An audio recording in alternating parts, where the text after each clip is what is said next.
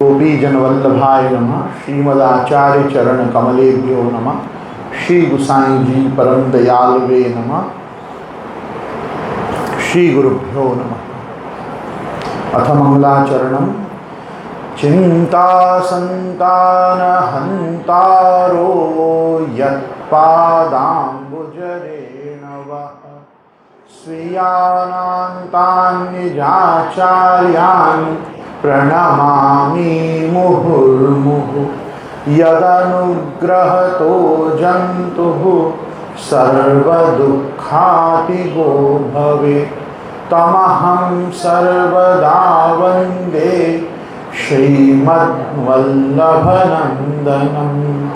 अज्ञानतिमिरान्धस्य ज्ञानाञ्जनशलाकया चक्षुरुन्मीलितं येन तस्मै श्रीगुरवे नमः। नमामि हृदये शेषे लीलाक्षीराब्धिशायिनं लक्ष्मीसहस्रलीलाभिः सेव्यमानं कलानिधिं। चतुर्भिश्च त्रिभिस्तथा षड्भिर्विराजते योऽसौ पञ्चधा हृदये मम। श्रीगिरिराज की जय। श्री कृष्णाय नमः। श्री गुरुभ्यो नमः। उपस्थित समस्त प्रियजन, वाल्मीजन, वैष्णवजन, समस्त सनातन धर्मावलंबी आस्तिक जन, भगवत भक्त, गौ भक्त, राष्ट्रभक्त, हमारे साथ फेसबुक लाइव एवं यूट्यूब पे जुड़े सभी महानुभाव वैष्णवों से मैं बहुत बहुत क्षमा चाहता हूँ। हमारे यहाँ का थोड़ा इंटरनेट का प्रकार वीक है और कभी कभी अति वर्षा होने के कारण यहाँ पे आकस्मिक कहीं लाइट चली जाती है अथवा वहाँ लाइट चली जाती है जहाँ से इंटरनेट सप्लाई बना रहता है। तो कहने का तात्पर्य उन कारणों से हम कभी कभी चलते लाइव में भी कट ऑफ हो जाते हैं और उस कारण से हमारा आपके साथ संपर्क टूट जाता है। इस अव्यवस्था और इनकन्वीनियंस के लिए मैं सभी फेसबुक के मेरे श्रोताओं से, यूट्यूब के श्रोताओं से बहुत बहुत क्षमा मांगता हूँ। लेकिन कुछ अपरिहार्य स्थिति होती है ऐसी जिनका हम विशेष कुछ नहीं कर पाते हैं। भगवत कृपा से अपने श्रावण के 10वें स्कंद के सत्संग क्रम में कल वसुदेव जी के घर में अर्थात कंस के कारागृह में देवकी जी के भवन में जहाँ आप विराज रहे हैं वहाँ पे भगवान का प्रादुर्भाव हुआ और हमने कल 8.5 श्लोक के थोड़े दर्शन किए और उन 8.5 श्लोक के दर्शनों में विशेष करके थोड़ा एक वाल्लभ मतानुसारी हमारा क्रम भी समझा कि हमारे यहाँ देवक्याम विष्णु रूपिण्याम विष्णु सर्वगुहाशय आविरासी यथा प्राच्याम दिशिंद्रियो पुष्कला, इस प्रकार का पाठ भेद प्राप्त होता है। उसके बाद जिस प्रकार से भगवान का जन्म हुआ उस जन्म से संबंधित भगवान के रूप का वर्णन श्री सुखदेव जी ने राजा परीक्षित को कराया और ये अपने आप में भगवान का ध्यान भी है, एक प्रकार का मंगलाचरण भी है। कभी भगवत ध्यान करना हो तो भगवान के चतुर्भुज बाल कृष्ण का ये बहुत सुंदर ध्यान है। तमद्भुतम बालकमं भुजेक्षणं चतुर्भुजं शंख गदायुधायुधं श्रीवत्सलक्ष्मं गलशोभिकौस्तभं पीतांबरं सान्द्रपयोधसौभगं महार्ह वैदूर्य किरीटकुण्डलस्पृशा परिष्वक्त सहस्त्र कुंतलम उद्याम कांचन गदकंकणादिभिर्विरोचमानं वसुदेव एकशता।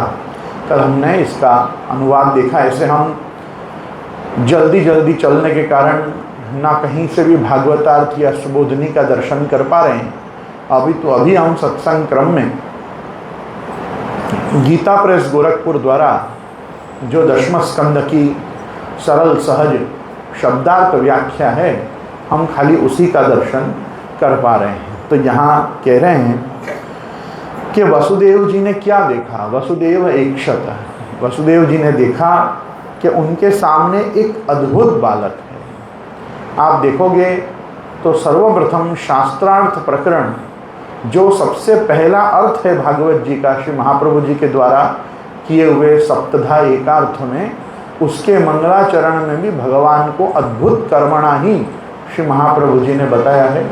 नमो भगवते तस्मै कृष्णायाद्भुत कर्मणे रूप नाम विभेदेन जगत क्रीडति यो यतः।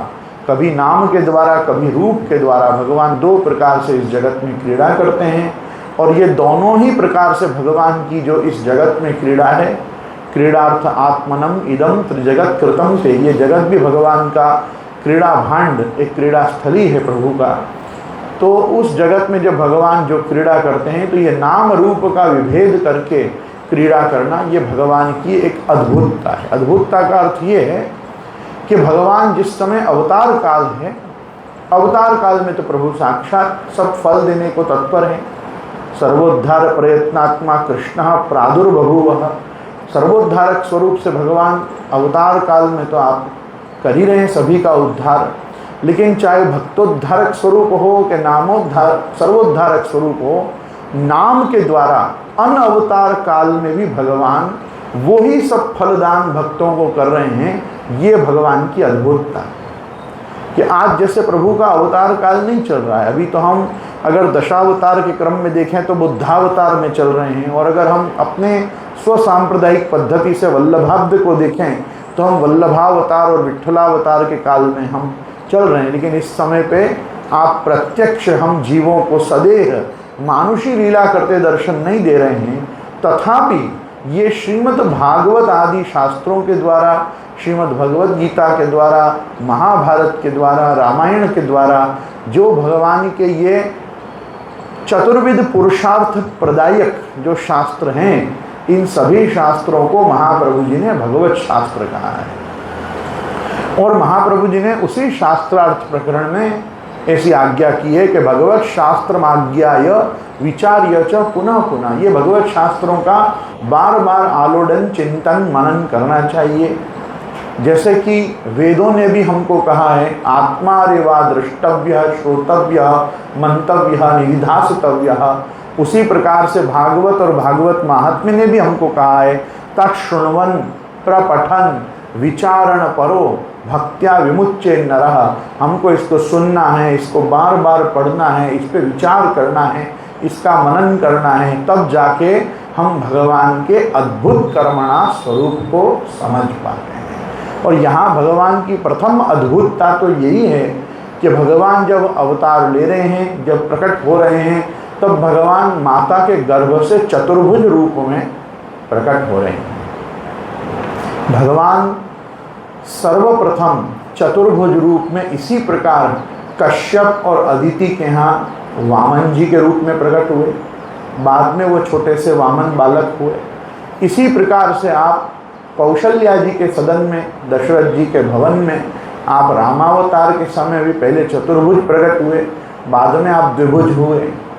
और इसी प्रकार से कृष्णावतार में भी यहाँ पहले आप किरीट, कुंडल, पीतांबर, श्रीवत्स का चिन्ह, चारों आयुध इत्यादि धारण करके, और महारह वैदूर्य मतलब वैदूर्य मणि मतलब विविध प्रकार के हीरा माणिक पन्ना आदि आभरणों को धारण करके आप प्रकट हुए। तो आपका जो प्रकट होना है वही पहले तो अद्भुत था। माता के गर्भ से प्रकट होना ही अजन्मा भगवान के जन्म का निश्चित करना और उस ढंग से पधारना, यही पहले तो अद्भुत है। और उसके साथ अद्भुतता ये है कि नाम रूप विभेदेन जगत क्रीडति यो यतः। इसी प्रकार से जब महाप्रभु जी ने सुबोधिनी जी का मंगलाचरण किया, जो शास्त्रार्थ प्रकरण में प्रतिज्ञा की आपने के नाम रूप विभेदेन जगत क्रीडति, उसी प्रकार से सुबोधिनी के मंगलाचरण वंदे श्री कृष्ण देवम मुर नरक भिदम वेद वेदांत वेद्यम लोके भक्ति प्रसिद्ध्यै यदुकुल जलदौ प्रादुरासीद पारा यस्यासीद रूपमेव त्रिभुवन तरणे भक्तिवच्च स्वतंत्रम। फिर महाप्रभु जी ने कहा शास्त्रम रूपम च लोके। लोक में भगवान दो प्रकार से प्रकट होते हैं, एक शास्त्र मतलब नाम के द्वारा और एक रूप के द्वारा। शास्त्रम रूपम च लोके प्रकटयति मुदा यह सनो भूति हेतु। तो भगवान जब शास्त्र के रूप में प्रकट होते हैं तो आप प्रायः भगवद गीता जो आपकी आप्तवाणी है, आप्त वचन है, उनके रूप में प्रकट होते हैं। भगवान स्वयं गायत्री के रूप में श्री कृष्ण स्वात्मनः सर्वम उत्पाद्विदम जगत तदा सक्तांश बोधाय शब्द ब्रह्मा भवत् स्वयं ततः सर्गादिभिः क्रीडन नित्यानंद रसात्मक निज भाव प्रकाशाय गायत्री रूप उद्भव। आप गायत्री के रूप में प्रकट होते हैं। तो आप गायत्री के रूप में प्रकट होते हैं। तब आप जब आप ओमकार रूप से प्रकट होते हैं तो आप नाद ब्रह्म होते हैं। गायत्री के रूप से प्रकट होते हैं तब आप शब्द ब्रह्म होते हैं। जब आप गीता जी के रूप में प्रकट होते हैं तो आप साक्षात भगवद वाणी के रूप में प्रकट होते हैं। जब वेदों के रूप में प्रकट होते हैं तो यस्य निश्वसितम वेदः, अपने निश्वास के रूप में प्रकट होते हैं। जब आप भागवत के रूप में प्रकट होते हैं तो आप अपनी प्रत्यक्ष वाङ्मयी मूर्ति के रूप में आप प्रकट होते हैं। ये सब प्रकार से भगवान का प्रकट होना भी भगवान की अद्भुतता है। ये अद्भुत है, भगवान का सामर्थ्य है कि भगवान इन रूप। अब अद्भुतता इसमें क्या है? इसमें यह है कि धर्मार्थ काम मोक्षाणाम उपदेश समन्वितम पूर्ववृत्तम कथायुक्तम इतिहासम प्रचक्षते। भगवान इतिहास ग्रंथ पुरा भवम इति पुराणम, पहले जो हो चुका है उसको पुराण कहते हैं। जब इन पुराण रूपों में भी भगवान रूपांतरित होकर पुराण पुरुषोत्तम बनते हैं तब भगवान पुराण पुरुषोत्तम होते हुए भी धर्म अर्थ काम और मोक्ष जिस भक्त की जैसी इच्छा हो, आर्तो जिज्ञासु अर्थार्थी ज्ञानी च भरतर्षभ तेषां ज्ञानी नित्ययुक्ता एक भक्तिर विशिष्यते। चाहे वो आर्त भक्त हो, जिज्ञासु भक्त हो, अर्थार्थी हो, ज्ञानी हो या केवल भगवत भक्त हो, ये सकल समाज का उद्धार करने में आप शास्त्र रूप से भी समर्थ हैं और रूपवान होकर भी समर्थ हैं। आज जब भगवान अपने यहाँ ठाकुर जी के रूप में पधारते हैं, अपन जब ठाकुर जी पुष्ट कराते हैं तो भगवान किस संकल्प से उस अर्चावतार विग्रह में आविष्ट होते हैं? आपने कभी विचार किया है कि जब प्रभु ऐसा क्या विचारते हैं कि मैं क्यों आऊं इसमें?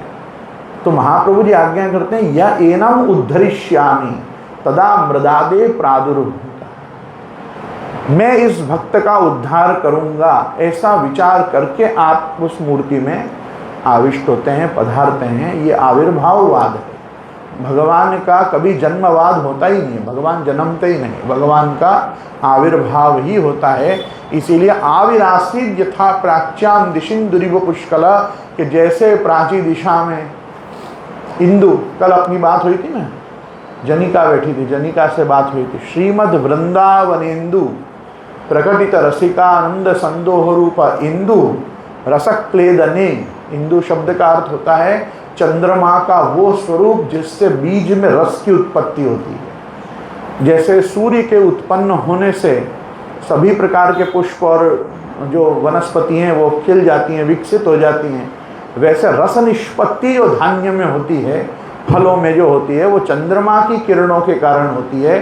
तो भगवान क्योंकि सकल सृष्टि के जीवों को अपनी अपनी पात्रता और अधिकार के अनुसार रसदान करने पधार रहे हैं, इसीलिए वो भगवान इंदु रूप होते हैं। इसलिए यहाँ भी प्राच्याम दिशि में इंदु जैसे आता है, आविरासित यथा प्राच्याम दिशि ही इंदुर इवह उष्कला, मतलब 16 कलाओं के साथ जो चंद्रमा प्रकट हो तो कैसा हो, ऐसे भगवान षोडश कला संपूर्ण चंद्र वंश को विभूषित करते हुए आप प्रकट हुए। और प्रकट होते ही अपनी अद्भुतता आपने दिखाई। तो कहा तमद्भुतम बालकम भुजेक्षणम अम्बुजेक्षणम बालकम। भगवान के जो नेत्र हैं वो हमेशा कमल के समान ही खिले हुए होते हैं। आप विचार करो, छोटा सा बच्चा बड़ी बड़ी आंखों से वसुदेव जी को देख रहा है, ऐसा वसुदेव जी देख रहे हैं।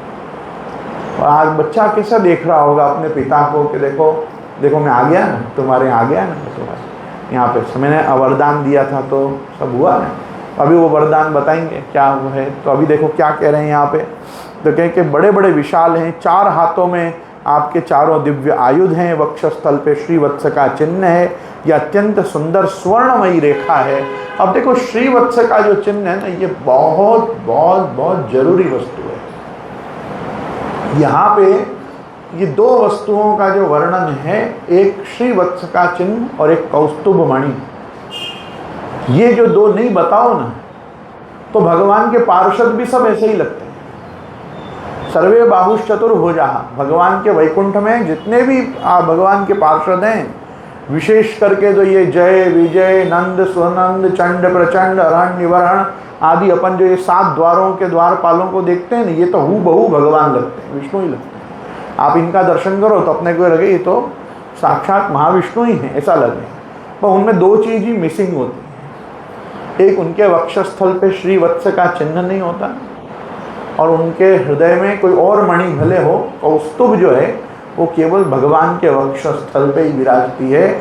और मैं आपको बताना चाहूँगा कि जैसे भगवत परा लक्ष्मी जी ततश्चाविर्भूत साक्षात श्री रमा भगवत परा, जैसे भगवत परा लक्ष्मी जी प्रकट होते ही अपने आप सभी को छोड़कर, सभी देवी देवताओं को छोड़कर सीधे भगवान के वक्षस्थल पे विहार करने के लिए आप वैकुंठ में आपकी चरणाश्रया भक्ति करने के लिए पहुंच गई, उसी प्रकार से ये कौस्तुभ मणि भी एक ऐसी मणि है कि जो जैसे ही समुद्र मंथन में जल से निकली, ये अपने आप ही उड़ के वैकुंठ में भगवान के पास चली गई। जैसे कामधेनु नाम की गाय निकली, तो वो कामधेनु और उसके साथ पंचगाव समुत्पन्ना मध्यमाने महादधौ तासाम मध्य तो या नंदा इत्यादि जो धेनु प्रकट हुई समुद्र में से, वो अपने आप ऋषियों के पास चली गई। वो ना देवताओं के पास गई, न दानवों के पास गई, ना वो बलि राजा के पास गई, न इंद्र के पास गई, वो अपने आप निकल के चली गई। जैसे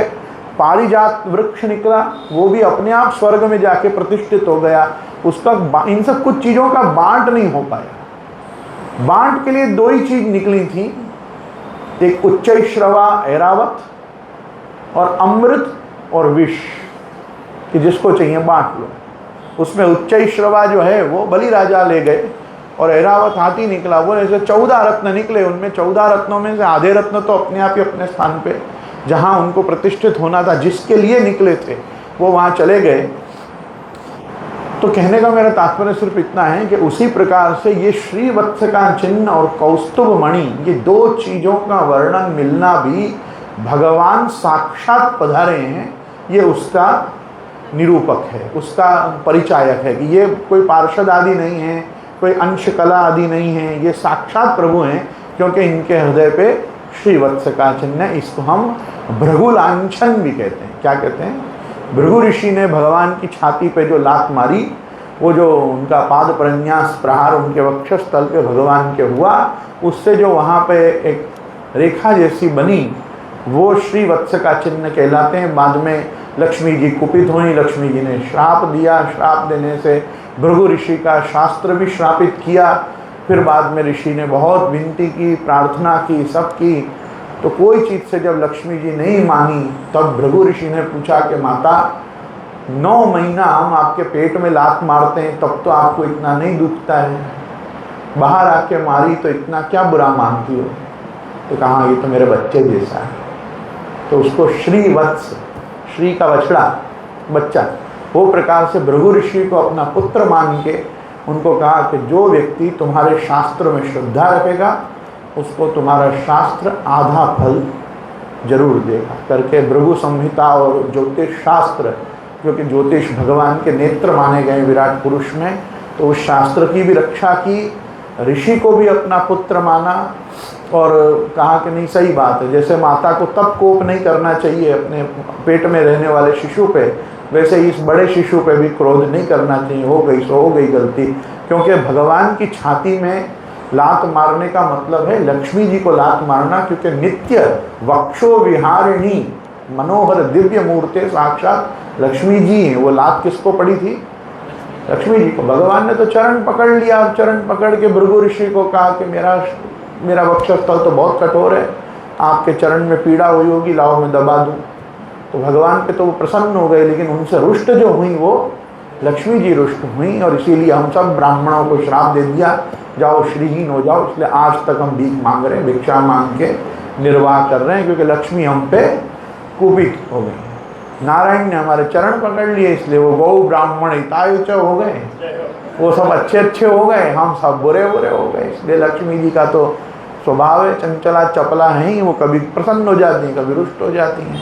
परंतु ये देखो दो वस्तु जो हैं, गले में कौस्तुभ मणि और भगवान के वक्षस्थल पे श्रीवत्स का चिन्ह, ये भगवान साक्षात श्रीमन नारायण विष्णु रूप या स्वयं भगवान आप परात्पर परब्रह्म श्री कृष्ण हैं, उसका परिचायक है। उसी प्रकार से वर्षाकालीन मेघ के समान सुंदर श्याम शरीर पर मनोहर पीतांबर फहरा रहा है, और बहुमूल्य वैदूर्य मणि किरीट कुंडल कांति से सुंदर घुंघराले बाल वाले हैं।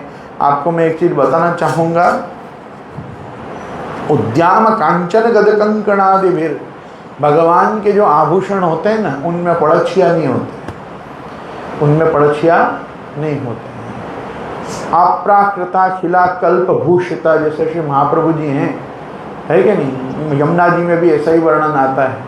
तरंग भुज कंकण प्रकट मुक्तिका वालुका नितंब तट सुंदरी नमत कृष्ण तूर्य प्रियाम इत्यादि में भगवान श्री लक्ष्मण, श्री यमुना जी, श्री महाप्रभु जी, ये सब जो आभूषण धरते हैं ना, इनको कहीं डोरा दिखते नहीं, ये सीधे आप साक्षात इनके ऊपर श्रृंगार दिखते हैं। इसी कारण से अपने आप ऊपर से धराए जाने वाले आभरणों को लगाव के साथ धराने की पद्धति बनी, उसको अंगराग या लगाव के साथ धराते हैं। प्रत्येक आभरण में अपने यहाँ डोरा नहीं होता है, लेकिन उद्याम कांचन गद कंकणादिभिर विरोचमानम वसुदेव इक्षत, और इस प्रकार से कमर में चमचमाती करधनी की लड़ियां लटक रही हैं, बाहों में बाजूबंद हैं और कलाइयों में कंगन शोभायमान हो रहे हैं। इन सब आभूषणों से सुशोभित बालक के अंग अंग से अनोखी छटा छिटक रही है। ये स्वरूप का दर्शन करना हो साक्षात जन्माष्टमी के दिन,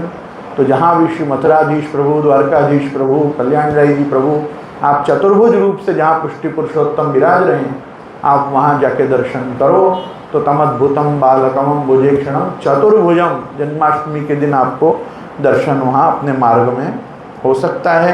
अब बहुत सुंदर बात कह रहे हैं कि ऐसे प्रभु को देख के क्या हुआ, तो कह के जब वसुदेव जी ने देखा तो सविस्मयोत्फुल्ल विलोचनो हरिम सुतम विलोक्यानकदुन्दुभिस्तदा कृष्णावतारोत्सव संभ्रमो स्पृशन मुदा द्विजेभ्यो युतमाप्लुतो गवाम। एक और श्लोक देख लेते हैं, फिर एक साथ अनुवाद पढ़ते हैं।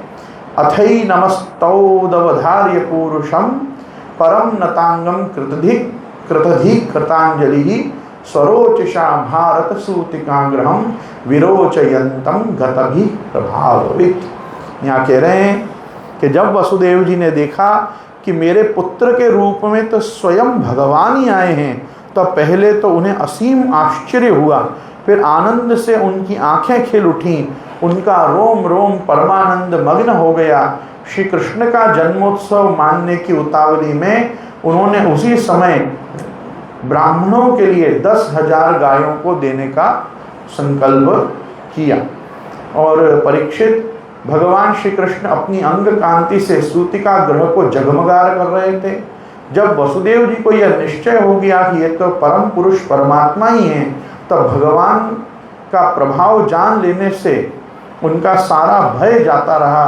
अपनी बुद्धि स्थिर करके उन्होंने भगवान के चरणों में अपना सिर झुका दिया और फिर हाथ जोड़कर वे उनकी स्तुति करने लगे। अभी क्योंकि ये कारागृह में बंद हैं, किसी को कुछ दे नहीं सकते, है ही नहीं इनके पास कुछ, इसलिए अभी खाली इन्होंने संकल्प किया जिस दिन भगवान कंस वध करके इनको कारागृह से छुड़ाएंगे, वहाँ पुनः ये वर्णन आएगा कि उस दिन जो संकल्प किया था 10,000 गाय देने का, वो जेल में से बाहर निकलते ही सबसे पहले वसुदेव जी ने वो 10,000 गायें ब्राह्मणों को दान दी। आगे अपन 10वें स्कंद में वो भी देखेंगे। ठाकुर जी की कृपा से वो भूले नहीं, उनको ये याद था कि मैंने भगवान के जन्म के समय ये संकल्प लिया था, और उधारी में भी काम नहीं किया। अभी नंदराई जी मिलने आएंगे तब भी नहीं कहेंगे जरा दे देना ना, वहाँ मैं बाद में दे दूंगा तुमको, आपने सेटल कर ही ले सो, ऐसा भी नहीं किया उन्होंने। बाद में जब वो खुद बाहर आए, आते ही उन्होंने वो अपना संकल्प पूरा किया। तो ये बहुत जरूरी है यहाँ जानना कि कृष्णावतारोत्सव ब्रह्मोस्पृशम, इसी कारण से आज भी वल्लभ कुल में ये परिपाटी और ये रीत है कि प्रत्यक्ष अथवा अप्रत्यक्ष, लेकिन जन्माष्टमी के तिलक श्रृंगार में करके और ठाकुर जी के गोपी वल्लभ में तिल गुड़ अरोपते हैं प्रभु, उसके पूर्व ठाकुर जी का जन्म पत्रिका वर्षफल का वाचन होता है, और वो वाचन के बाद व्यास जी हमको खड़े होके गोदान का संकल्प प्रतिवर्ष कराते हैं। और वो हो पाए तो बड़ी बात है, नहीं तो प्रत्यक्ष ना हो सके तो अप्रत्यक्ष भी गाय गऊ का दान अथवा गो निष्क्रिय भूत द्रव्य प्रति जन्माष्टमी जो काढ़ा जाता है, वो अष्टमी के दिन श्रृंगार में ये वसुदेव जी के आड़ी से ही गोदान का संकल्प होता है। उसी प्रकार से नवमी के दिन जो संकल्प होता है वो बाद में नंद बाबा की आड़ी से होता है, पहले जो होता है वो वसुदेव जी की तरफ से होता है। तो इस प्रकार से जब उनका सारा भय चला गया, उनको बड़ा आनंद हो गया, तब अपने अपनी बुद्धि को स्थिर करके और यहाँ भगवान का स्तवन, भगवान की स्तुति वसुदेव जी ने प्रारंभ की। वसुदेव उवाच, वसुदेव जी ने कहा, विदितोऽसि भवान साक्षात् पुरुषः प्रकृते परः केवलानुभवानंद स्वरूप सर्वबुद्धिदृक्। वसुदेव जी ने कहा, प्रभु मैं समझ गया कि आप प्रकृति से अतीत साक्षात पुरुषोत्तम हैं, आपका स्वरूप है केवल अनुभव और केवल आनंद, आप समस्त बुद्धियों के एकमात्र साक्षी हैं। तो यहाँ बहुत सुंदर बात यूँ कही, केवलानुभवानंद स्वरूप सर्वबुद्धिदृक्। पहले तो भगवान आप प्रकृति और पुरुष से परे, मतलब प्रकृति और पुरुष के भी आप नियंता हैं, प्रकृति और पुरुष को भी आप प्रकट करने वाले हैं। ये प्रकृति पुरुष ही आगे जाके जब लोक में प्रकट होते हैं तो मनु और शत्रुपा बनते हैं, और प्रकृति और पुरुष ही भगवान का सबसे पहला पुरुष और स्त्री रूपांतर होता है, जिसको बृहदारण्यक आदि उपनिषदों में पतिश्च पत्निश्चा भवताम इत्यादि श्रुतियों में कहा जाता है। और आपको ध्यान हो, तभी 2 दिन पहले ही अपन ने चर्चा की कि जिस समय पे ब्रह्मा जी को भगवान ने आश्वासन दे दिया, तो आश्वासन देने के तुरंत बाद सुखदेव जी ने हमको बताया, वसुदेव गृहे साक्षात भगवान पुरुषः परः जनिष्यते तत्प्रियार्थम संभवन्तु सुरस्त्रिया इत्यादि वाक्य जो कहे ब्रह्मा जी ने और सुखदेव जी ने, वो यही अर्थ में कहे कि भगवान जो हैं वो प्रकृति और पुरुष से परे हैं। भागवत जी और भी एक स्थान में कहती है कि जितने भी सर्वनाम हैं, केवल संज्ञा और नाम ही नहीं, जितने भी सर्वनाम हैं वो सर्वनाम भी भगवान ही हैं। इसीलिए कहा, यत्र येन यतो यस्मै यस्य यद्यद् यथा यदा स्यादिदं भगवान साक्षात प्रधान पुरुषेश्वरः। भगवान पुरुष के भी ईश्वर हैं, सभी में प्रधान हैं। और भगवान ने स्वयं भगवद गीता में भी अर्जुन को बारंबार कहा, अर्जुन मत्तः परतरम नान्यत् किंचिद अस्ति धनंजय, मेरे से ऊपर कुछ भी इस लोक में अर्जुन नहीं है। वही यहाँ पे इनको अनुभव हो रहा है, और यहाँ स्पष्ट कह रहे हैं कि आप केवल अनुभव और केवल आनंद रूप हैं। मतलब जिसके ऊपर आप अनुग्रह करते हैं उसी को आपका अनुभव होता है, और जिसको आपका अनुभव होता है उसी को आनंद का संचार होता है। तो इस प्रकार से कहा कि आप सभी बुद्धियों के एकमात्र साक्षी हैं। साक्षी बता के संध्या आरती में कौन, अच्छा आप यहाँ हो, ठीक, जैसा आपकी आप ही सर्ग के आदि में अपनी प्रकृति से इस त्रिगुणमय जगत की सृष्टि करते हैं, फिर उसमें प्रविष्ट न होने पर भी आप प्रविष्ट के समान ही जान पड़ते हैं। स एव स्वप्रकृत्येदम सृष्ट्वाग्रे त्रिगुणात्मकम तदनुत्तम यह प्रविष्ट प्रविष्ट एव भाव्यसे। यहाँ पे कह रहे हैं, देखो सुनो इस श्लोक को वापस, आप ही सर्ग आदि में, आप ही सर्ग के आदि में अपनी प्रकृति से इस त्रिगुणमय जगत की सृष्टि करते हैं। भगवान अपनी ही किसी एक प्रकृति से, अर्थात जिसको भगवान ने कहा था ना, प्रकृतिम स्वाम्य अधिष्ठाय संभवामी आत्म माया, भगवान अपनी ही खुद की। अब देखो निर्गुणस्य गुणात्रय, भागवत जी हमको एक जगह पे ये निर्णय भी देती है कि सारे जो ये सत्व रज और तम आदि त्रिगुण हैं, ये त्रिगुण भी भगवान में से ही प्रकट होते हैं। और भगवान में से जब ये 3 गुण प्रकट होते हैं तो ये भगवान के प्रकृति में सत्व रज तम हैं, ये प्राकृत नहीं होते। भगवान से प्रकट होने के कारण ये भी अप्राकृत रहते हैं। इन्हीं भावों से युक्त आगे जाके हमको गोपी जन मिलेंगी। सात्विक भावा गोपी, राजस भावा गोपी, तामस भावा गोपी। वो प्रकृति से जन्य या प्रकृति से अनुप्राणित नहीं होती, अपितु भगवान का जो निर्गुणत्व है, जिनसे भगवान लीला सृष्टि के लिए गुण संचार करते हैं, उस प्रकार के गुणों से वो युक्त होती हैं। इस प्रकार की बात करके कह रहे हैं कि यथे में विकृता भावा तथा ते विकृतै स नाना वीर्या पृथक भूता विराजम जनयंती ही। जैसे अब जब तक महत्तत्व आदि कारण तत्व पृथक रहते हैं, तब तक उनकी शक्ति भी पृथक पृथक होती है। जब वे इंद्रिय आदि 16 विकारों के साथ मिलते हैं, तभी इस ब्रह्मांड की रचना करते हैं और इसे उत्पन्न करके उसी में अनुप्रविष्ट से जान पड़ते हैं। परंतु सच्ची बात तो यह है कि वे किसी भी पदार्थ में प्रवेश नहीं करते।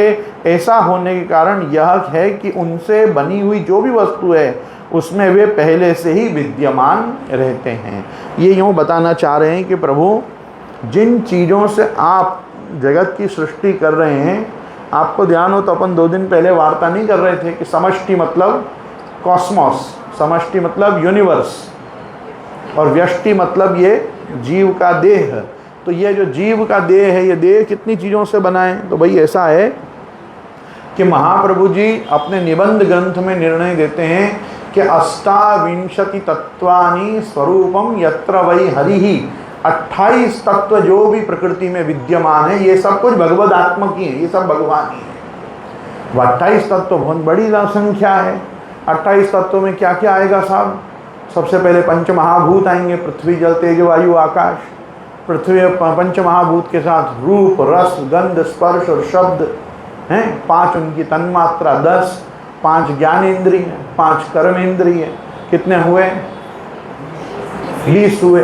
फिर बाद में मन बुद्धि और अहंकार 3, सत्व रज तम 3, और प्रकृति और पुरुष 28। ये 28 तत्व जो हैं, ये और कोई नहीं है, ये भगवान ही है। ये कह रहे हैं कि ये सब अलग अलग सृष्टि के पहले जान पड़ते हैं, ये सब एक हो जाते हैं। तो हमको लगता है कि ये सृष्टि में विकार आ गया और यह विवर्तवाद युक्त वैकारिक सृष्टि प्रकट हुई। कुछ विकार नहीं आया है। पहले आप इतने रूपों में अलग विराज रहे थे, अब सब रूप एक होके आप प्रकट हो गए। वसुदेव जी ऐसा अपने को वेदांतिक और सांख्य की दृष्टि से, शेश्वर सांख्य की दृष्टि से ये स्तुति करते जा रहे हैं और बताते जा रहे हैं, प्रभु मतलब ये जो आपका मेरे यहाँ प्रकट होना है, ये बिल्कुल उसी प्रकार का चमत्कार है कि जैसा वैज्ञानिक लोग नहीं समझ पाते या समझने का निरंतर प्रयास करते हैं कि ये सृष्टि बनी कैसे, ये जीव बना कैसे, ये जगत कैसे आविष्कार में आया। उसी प्रकार से मैं भी ये जानने का प्रयास कर रहा हूँ कि आप तो सब चीज़ों से परे हैं, ये आप किन कारणों से मेरे घर में आप प्रकट हुए हैं, लेकिन ये आप हैं, ये तो मुझे निश्चय हो गया आपका रूप दर्शन करके, क्योंकि मुझे अनुभव भी हुआ है और आपके प्रकट होने से आनंद भी हुआ है। और भगवान का अनुभव होने से ये ज्ञान उत्पन्न हुआ है, और ज्ञान उत्पन्न होने से वो आनंद का वो बार बार चिंतन करके ये प्रकार का स्तवन कर पा रहे हैं। तो यहाँ पे कह रहे हैं कि सन्निपत्य समुत्पाद्य दृश्यन्तेनु गता इव प्रागेव विद्यमानत्वान् तेषामिह संभव। यहाँ पे देखो 2 श्लोक का एक साथ यहाँ पे ये अनुवाद कर रहे हैं, अपन एक साथ ही पढ़ते हैं कि जैसे जब तक महत्तत्व आदि कारण तत्व पृथक पृथक रहते हैं, तब तक उनकी शक्ति भी पृथक पृथक होती है। जब वे इंद्रिय आदि 16 विकारों के साथ मिलते हैं, तभी इस ब्रह्मांड की रचना करते हैं और इसे उत्पन्न करके इसी में अनुप्रविष्ट से जान पड़ते हैं। परंतु सच्ची बात तो यह है कि वे किसी भी पदार्थ में प्रवेश नहीं करते। ऐसा होने का कारण यह है कि उनसे बनी हुई जो भी वस्तु है, उसमें वे पहले से ही विद्यमान रहते हैं। ठीक वैसे ही बुद्धि के द्वारा केवल गुणों के लक्षणों का ही अनुमान किया जाता है और इंद्रियों के द्वारा केवल गुणमय विषयों का ही ग्रहण होता है। यद्यपि आप उनमें रहते हैं, फिर भी उन गुणों में ग्रहण से आपका ग्रहण नहीं होता। इसका कारण यह है कि आप सब कुछ हैं, सबके अंतर्यामी हैं और परमार्थ सत्य आत्मस्वरूप हैं। गुणों का आवरण आपको ढक नहीं सकता, इसलिए आप में न बाहर है और न भीतर है। फिर आप किस में प्रवेश करेंगे? इसलिए प्रवेश न करने पर भी आप प्रवेश किए हुए से दिखते हैं। ये ऐसा कह रहे हैं। तो ये 17वां श्लोक यूँ कह रहा है कि एवं भवान बुद्ध्यनु में ये लक्षणैर ग्राहैर गुणैः सन्नपि तद्गुणाग्रह अनावृतत्वाद् बहिरंतरम नते सर्वस्य सर्वात्मन आत्मवस्तुनः। उसके बाद 18वें श्लोक में कह रहे हैं कि यह आत्मनो दृश्य गुणेषु सन्निति व्यवस्यते स्वव्यतिरेकतो बुधा विनानुवादम न च तन्मनीषितम सम्यक यतस्त्यक्तमुपाददत् पुमान। 18वें श्लोक में कह रहे हैं कि जो आपने इन दृश्य गुणों को अपने से पृथक मानकर सत्य समझता है, जो अपने इन दृश्य गुणों को अपने से पृथक मानकर सत्य समझता है वह अज्ञानी है। क्योंकि विचार करने पर ये देह गेह आदि पदार्थ वाग विलास के सिवाय कुछ भी नहीं सिद्ध होते।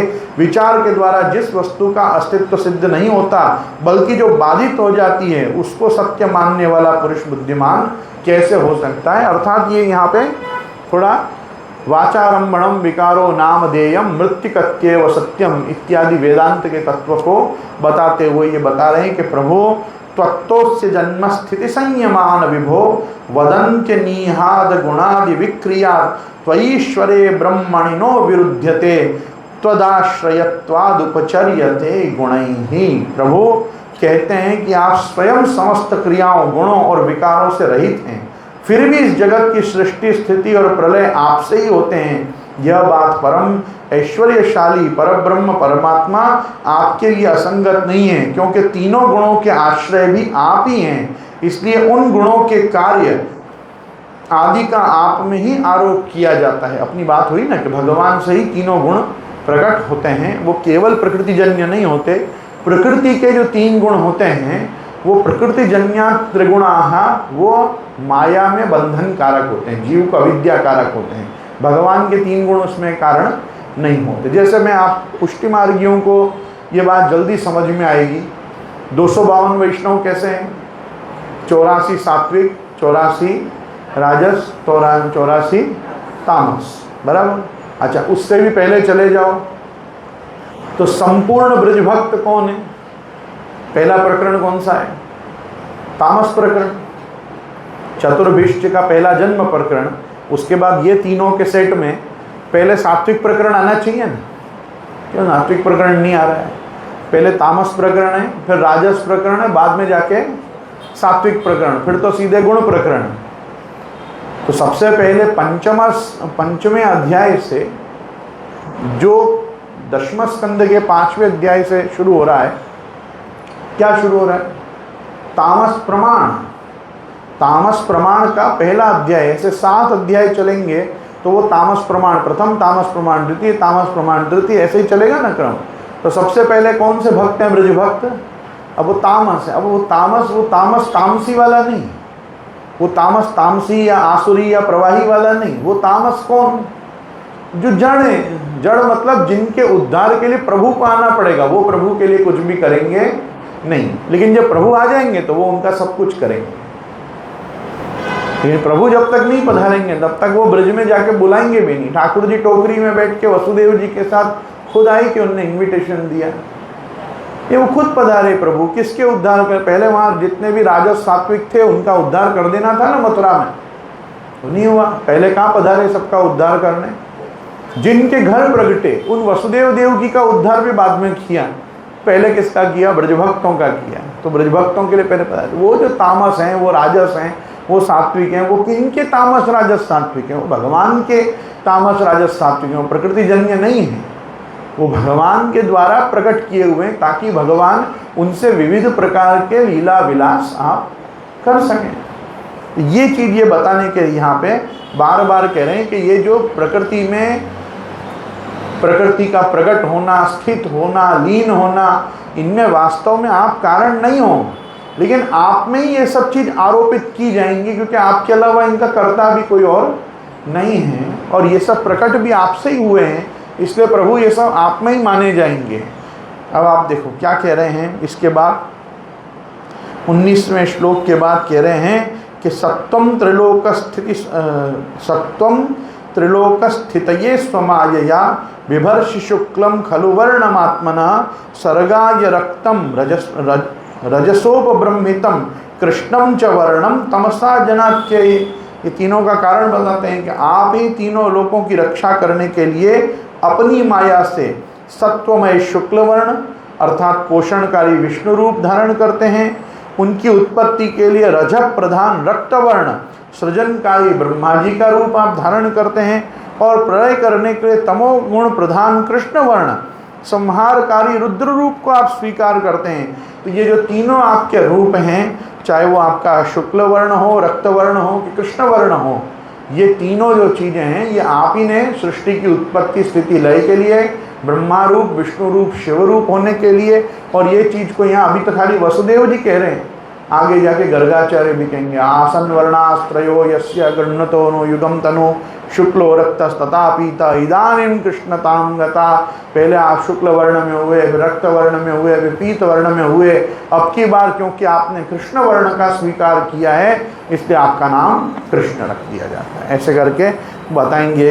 तो यहाँ पे इस प्रकार से किया, और फिर बाद में 2 श्लोक और कर रहे हैं यहाँ पे वसुदेव जी, और वसुदेव जी कह रहे हैं कि त्वमस्य लोकस्य विभोरिक्षुषुर ग्रहेवतीर्णोऽसि ममाखिलेश्वर राजन्य संज्ञा सुरकोटियूथपैर निर्व्यूहमाना निहनिष्यसे चमुः। और फिर कह रहे हैं कि अयम त्वसभ्यस्तव जन्मनोग्रहे श्रुत्वाग्रजांस्ते न्यवधित सुरेश्वर सतेवतारम पुरुषै समर्पितम श्रुत्वादुधैना विभिरत श्रुत्वादुनैवा भिसरत्युदायुधः। यहाँ पे कह रहे हैं देवताओं के भी आराध्य प्रभु आप सर्वशक्तिमान और सबके स्वामी हैं। इस संसार की रक्षा के लिए ही आपने मेरे घर अवतार लिया है। आजकल कोटि कोटि असुर सेनापतियों ने राजा का रूप धारण कर रखा है और अपने अधीन बड़ी बड़ी सेनाएं कर रखी हैं। आप उन सब का संहार कीजिए। देवताओं के भी परम आराध्य प्रभु ये कंस बड़ा दुष्ट है। इसे जब मालूम हुआ कि आपका अवतार हमारे घर में होने वाला है तब उसने आपके भय से आपके बड़े भाइयों को मार डाला। अभी उसके दूत आपके अवतार का समाचार उसे सुनाएंगे और वो अभी अभी हाथ में शस्त्र लिए दौड़ा आएगा। इसलिए अब आप अपने इस अवतार के प्रयोजन के रक्षण के लिए कुछ कीजिए, या आपने अगर अभी संकल्प ले रखा हो कि अभी इसको पूरा कर देना है कंस को, तो उसके लिए भी आप तैयार हो जाइए। पर ये अब इतना यहाँ चमत्कार हो रहा है ना, इतना पूरा कारागृह जगमगा रहा है आपके रूप से, तो पता तो चलेगा ही। तो मैं आपको सूचित कर दूं कि ये सब लोग जो हैं असुर जो हैं ये दुष्ट रूप ले चुके हैं और ये बहुत सारे नर सेनापतियों के रूप में घूम रहे हैं। ये सब वास्तव में असुरी हैं, राक्षसी हैं। और उनमें सबसे प्रधान जो यहाँ कंस बैठा है ये भी आ जाएगा अभी। जैसे इसने बड़े भाई आपके सब बड़े भाइयों को पूरा किया, ऐसे तो पूरा नहीं किया, तो आगे जाके प्रभु ला के देंगे देवकी जी को, वो भी आएगी कथा। तो यहाँ कह रहे हैं कि शिशु उवाच अथैनमात्मजं वीक्ष्य महापुरुष लक्षणम देवकी तमुपाधावत कंसाद भीता शुचिस्मिता। सुखदेव जी कहते हैं परीक्षित, इधर देवकी ने देखा कि मेरे पुत्र में तो पुरुषोत्तम भगवान के सभी लक्षण मौजूद हैं। पहले तो उन्हें कंस से कुछ भय मालूम हुआ, परंतु फिर बड़े पवित्र भाव से मुस्कुराती हुई वो स्तुति करने लगी। मुझे थोड़े समय पहले किसी ने पूछा भगवान की स्तुति वसुदेव जी ने करी, देवकी जी ने पहले क्यों नहीं करी? माँ ने जन्म दिया तो पहले माँ करना चाहिए। मैं बोला सांस तो लेने दे भाई, उनको सांस तो लेने दे, अभी बच्चा पैदा किया है, थोड़ा सुनने दे पति क्या बोल रहे हैं बच्चे को देख के, फिर वो भी करेंगे, थोड़ा समय रख। तो अभी ये क्या है, कितनी सुंदर बात कही कि अथैनम आत्मजम वीक्ष महापुरुष लक्षण। महापुरुष मतलब साक्षात श्रीमन नारायण के सभी लक्षण अपने पुत्र में जब उन्होंने देखे तो देवकी तमुपाधावत कंसात बीता शुचिस्मिता। अब तक वो कंस से डरी हुई थी, लेकिन अब देख लेंगे, ये पधारी गए तो कंस को भी देख लेंगे, ऐसा विचार करके और फिर देवकी जी ने स्तुति प्रारंभ की। देवक्युवाच रूपम यत्तत् प्राहुरव्यक्तमाद्यं ब्रह्म ज्योतिर्निर्गुणं निर्विकारं सत्तामात्रं निर्विशेषं निरीहं सत्वं साक्षात् विष्णुरध्यात्मदीपः। ये भागवत जी भी अध्यात्मदीप है और ठाकुर जी भी अध्यात्मदीप है, दोनों के लिए अध्यात्मदीप शब्द का प्रयोग आया है। और माता देव की कहती हैं, प्रभु वेदों ने आपके जिस रूप को अव्यक्त और सबका कारण बतलाया है, जो ब्रह्म ज्योति स्वरूप समस्त गुणों से रहित और विकारहीन है, जिसे विशेषण रहित अनिर्वचनीय निष्क्रिय और केवल विशुद्ध सत्ता के रूप में कहा गया है, वही बुद्धि आदि के प्रकाशक विष्णु आप स्वयं हैं। मैं जानती हूँ कि आप ही वो सब हो कि जिसके लिए इतने सारे निर्विशेषण और विशेषण वेदों ने दिए हैं। कहीं वेद आपको सत्ता मात्र कहता है, कहीं कहता है कि आप निर्गुण हैं, कहीं निर्विकार हैं, कहीं ऐसे हैं वैसे हैं। ये जितने भी रूपों में आपका वर्णन वो करता है, वो साक्षात अध्यात्मदीप भगवान स्वयं प्रकाश। अध्यात्मदीप मतलब स्वयं प्रकाश और दिव्य चैतन्य युक्त आप स्वयं हैं। ऐसा कह के नष्टे लोके द्विपरार्धावसाने महाभूतेष्वादिभूतम गतेषु व्यक्ते व्यक्तम काल वेगे न याते भवान एक शिष्येत शेष संज्ञः।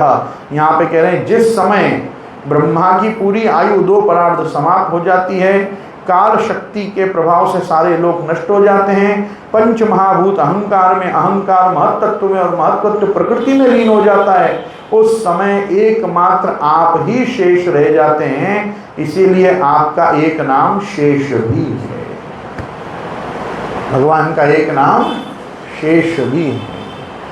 महाप्रभु जी श्रुति गीता मतलब जो आगे दशम स्कंद के अंतिम चरण में वेद स्तुति आती है ना, वेद स्तुति, समस्त वेदादि ऋचाएं मिलके और सब भगवान का स्तवन करती हैं। जय जय जय झाम जीत ऐसे शुरू होती है वेद स्तुति। बहुत कठिन है, 3 चीज़ों का उच्चारण करना भागवत जी में बहुत कठिन माना गया है। उनमें एक है भीष्म स्तुति। क्या है भीष्म स्तुति का उच्चारण? बिल्कुल मरते मरते आदमी लड़खड़ाती हुई वाणी में जैसे बोल रहा हो, शब्द मिल नहीं रहे हो, निकल नहीं रहे हो, को बोलने की बहुत इच्छा हो, वो तो ऐसे मरता हुआ आदमी कैसे बोलता है वो देखना है तो हजारों शरीर में बाण फंसे हुए हों और सारा खून बह गया हो, केवल मनुष्य के देह में आत्मा के चैतन्य और उसका सामर्थ्य ही शेष हो, तब कैसी वाणी प्रकट होती है देखना हो तो भीष्म स्तुति का पाठ करो। भागवत जी की एक विलक्षणता है, जैसे इमोशन, सेंटिमेंट और सामर्थ्य से जो आदमी बोला है ना, वैसे ही श्लोक में व्यास जी ने रखे। वो वाणी का आप उच्चारण करो, जल्दी से आपको छंद ही नहीं मिलेगा कि कैसे कैसे छंद में ये बोला जा रहा। बोलने की बात है ना, भीष्म पितामह कोई ऐसे यूँ सब बाणों को झाड़ के खड़े थोड़ी हो गए, अरे भगवान आ गए चलो छल्ले स्तुति कर लूँ, चरण स्पर्श कर लूँ। तो जैसे पढ़े थे वैसे पड़े पड़े बाणों की शैया पे से ही जितना जो स्तवन हो पाया किया। दूसरा, भौरे को देख के भ्रमर गीत स्वामी जी के द्वारा भ्रमर गीत के श्लोक बोलो, भौरा उड़ रहा हो ऐसा ही लगता है, कुछ खबर नहीं पड़ती छंद कहाँ जा रहा है, बहुत कठिन है। और तीसरी ये वेद स्तुति है, लगता है कि हाँ ये कोई मानव के द्वारा की हुई स्तुति नहीं है, ये साक्षात वेद ही बोल रहे हैं। क्या बोल रहे हैं इसको समझने के लिए निरुक्त और निघंटु पढ़ो, तब जाके खबर पड़े। पाणिनि व्याकरण से तो कुछ समझ में आवे नहीं। उसके ऊपर की जो सुबोधनी कारिकाएं हैं महाप्रभु जी की, वेद स्तुति पे बनी हुई जो महाप्रभु जी की सुबोधनी कारिकाएं हैं, उन कारिकाओं के सेट को संप्रदाय में श्रुति गीता कहा जाता है। क्या कहा जाता है?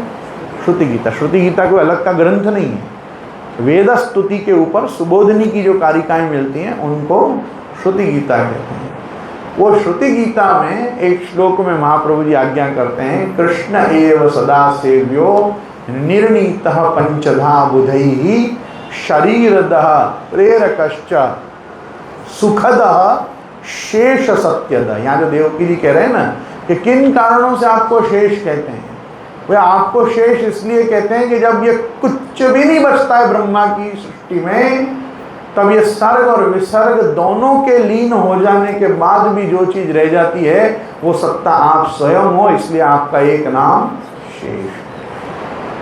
तो भगवान शेष हैं और वो शेष होने के कारण ही सत्य स्वरूप हैं।